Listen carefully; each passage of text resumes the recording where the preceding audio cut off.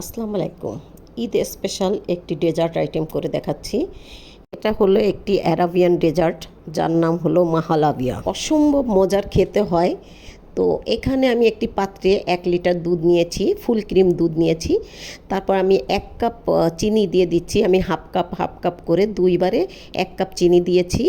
Half cup cornflour দিয়েছি এবং 2-3 ফোঁটা রোজ ওয়াটার দিয়েছি, আর সামান্য একটু লবণ দিয়েছি।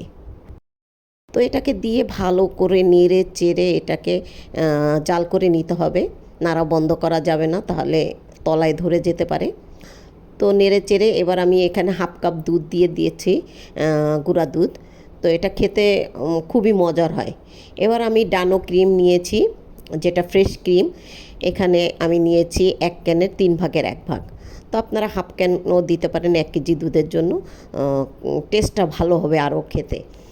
তো এইবার আমি ঘনত্ব হয়ে আসলে এটাকে নামিয়ে একটু ঠান্ডা করে আমি 1 টাইম এই গ্লাসে বা কাপে, আপনারা এটা আলাদা আলাদা করে ঢেলে নিতে পারেন। এটা দেখতে খুব ভালো লাগে আর কি। তো সার্ভ করতেও সুবিধা হয়, এক একজনকে এক একটা করে সার্ভ করা যায়।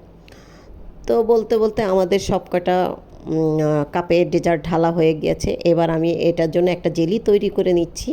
আমি এখানে হাফ কাপ চিনি দিয়েছি আর 1 কাপ পানি দিয়েছি। দিয়ে এটাকে অনবরত নেড়ে এটা চিনি গলে যাওয়া পর্যন্ত এটা অপেক্ষা করব।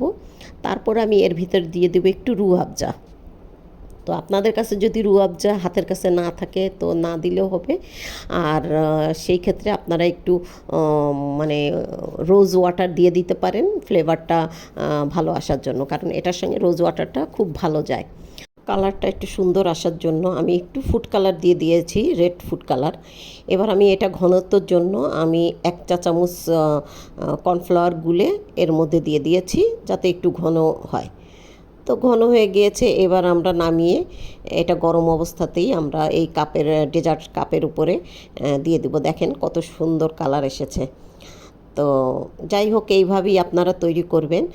আর আমার ভিডিওগুলো ভালো লাগলে অবশ্যই একটু লাইক, কমেন্ট এবং সাবস্ক্রাইব করবেন ইউটিউব থেকে দেখলে। আর যারা ফেসবুক থেকে দেখবেন তারা একটু লাইক করবেন, কমেন্টস করবেন, কারণ আপনাদের একটা কমেন্টসই আমার উৎসাহ যোগায়।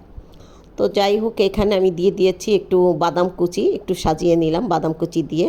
তারপরে মাঝখানে আমি একটু আনার দিয়ে দিয়েছি, কয়েক টুকরা আনার দিয়ে দিয়েছি। তো সাজানোটা হচ্ছে আপনাদের নিজেদের কাছে, ডেকোরেশনটা যে যেভাবে করবে সেইভাবেই ভালো লাগবে। তো সবাই ভালো থাকবেন, আর আমার জন্য দোয়া করবেন। অবশ্যই ভালো কিছু আপনাদেরকে যাতে দিতে পারি। আল্লাহ হাফেজ।